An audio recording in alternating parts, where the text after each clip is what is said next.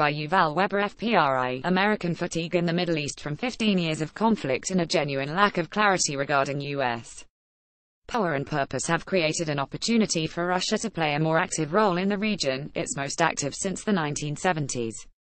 The many drivers and uncertain outcomes of Russian involvement in the Middle East result from two primary factors: recognizing American shortcomings and the unique pressures faced by the United States clients unsure of the extent of support they might receive from U.S.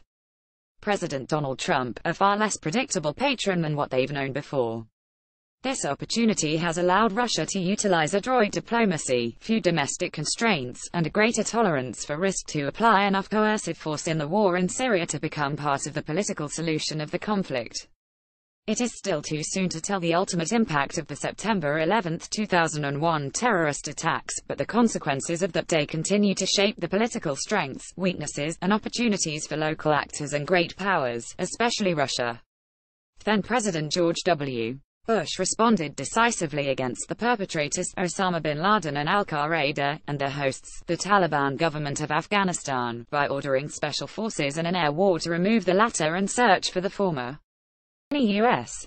president would have likely reacted in a roughly similar fashion, yet the decision by Bush to pursue a preventive war in Iraq a year and a half later proved highly contentious and contributed to a decline in American standing around the world and opposition at home regarding the human and financial cost of the war. That opposition helped shape the candidacy of Barack Obama, both in the primary campaign against Hillary Clinton, who had voted for the resolution authorizing force against Iraq but had later recanted that support, and in the general campaign against John McCain, who had also voted for the same resolution and generally supported a muscular foreign policy course. When Obama won, his Middle East policy could be summarized as limiting further expansion of U.S. interests and commitments and seeking a non-proliferation deal with Iran to keep that state from obtaining a nuclear weapon and catalyzing a regional nuclear arms race. Reasoning that any non-proliferation deal would need not only international buy-in, but also support from Russia as the world's other major nuclear power, Obama pursued a reset policy not least to bring Russia into those negotiations. Russia's participation in the P-51 brought the country back into the Middle East, a region that has interested it since the 19th century when the Russian Empire expanded south towards the Persian and Ottoman empires. Yet, quite frequently and for long periods of time during the Empire, the Soviet period, and in the current iteration of the Russian Federation, Russia has been a peripheral or inconsistent player in the region. Might this time be different? In September 2015, Vladimir Putin's government responded to an official request for support by the Syrian government, an ally to the Soviet Union and the Russian Federation since 1971. Although the intervention into Syria appeared at the time to be a diversion from the ongoing war in Ukraine, Russia has demonstrated considerable staying power there. The existential threats enveloping Assad's rule emerged from several directions: rebels motivated by the anti-authoritarian Arab Spring movement, and jihadists that had emerged from the anti-American insurgency in Iraq and had transformed themselves into a protostate. Russia's foray into the fight grew in importance and effect from only airstrikes to the stationing of Russian forces in the country. Eventually, Russian forces defeated all the non-jihadist opposition to Assad through a division of labor where Russian air power and Spetsnaz special forces would lead the attacks and support the Syrian ground forces. The retaking of the ancient city of Palmyra from ISIS represented a high point of the Russian campaign, and the destruction of the city of Aleppo by Russian air forces and its sacking by Syrian ground forces represented the last stands of non-jihadist opposition to Assad. Vladimir Putin's support for Assad saved his client from military defeat and made Russia a key player in what appears to be the reshaping of the Middle East in a time of uncertain American interests and a burgeoning conflict between Saudi Arabia and Iran. Seeking great power status, there is no doubt that Russia has applied enough coercive force to shape the outcome of the war in Syria and the transnational fight against ISIS. This reality, unthinkable even 2 or 3 years ago, allows Russian policymakers to achieve their main goal: global recognition of their status as a great power. From the perspective of Russian policymakers, external recognition of their country's status as a great power will come when the resolution of a major international crisis involving several other great and regional powers cannot come without Russian participation. That status then comes with a very tantalizing and important set of prerequisites: the ability to set the rules of international political and economic interactions, or the ability to carve out exceptions for themselves. The challenge for Russia is bridging the gap between tactics and strategy. Intervention into and by extension participation in one of the world's most politically complicated regions can help Russia achieve a number of goals central to its larger goal of being recognized as a great power by its ostensible peer competitors.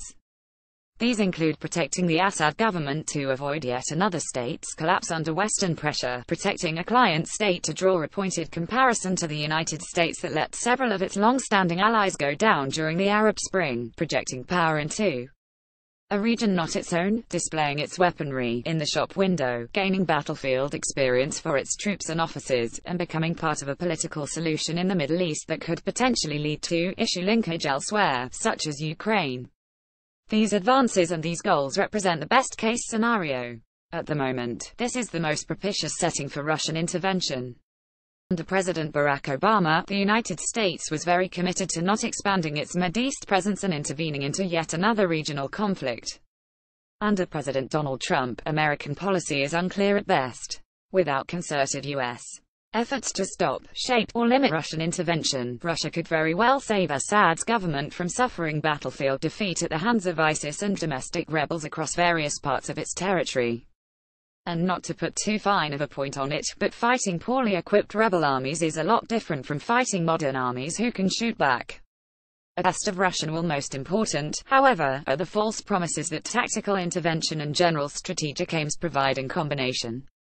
What is left unsaid is what does medium and long-term success for Russia look like in case all the best-case scenarios do not pan out. If, for instance, Saudi Arabia escalates its presence and intervenes openly into the Syrian war without tacit Israeli and American support to stymie ISIS but, in effect, to counter Iran, is Russia ready to match that escalation? If the death throes of ISIS in southwestern Syria lead to attacks on Israeli forces in the Golan Heights, will Russia protect its direct and indirect allies, meaning Syrian and Hezbollah forces? If a change in U.S.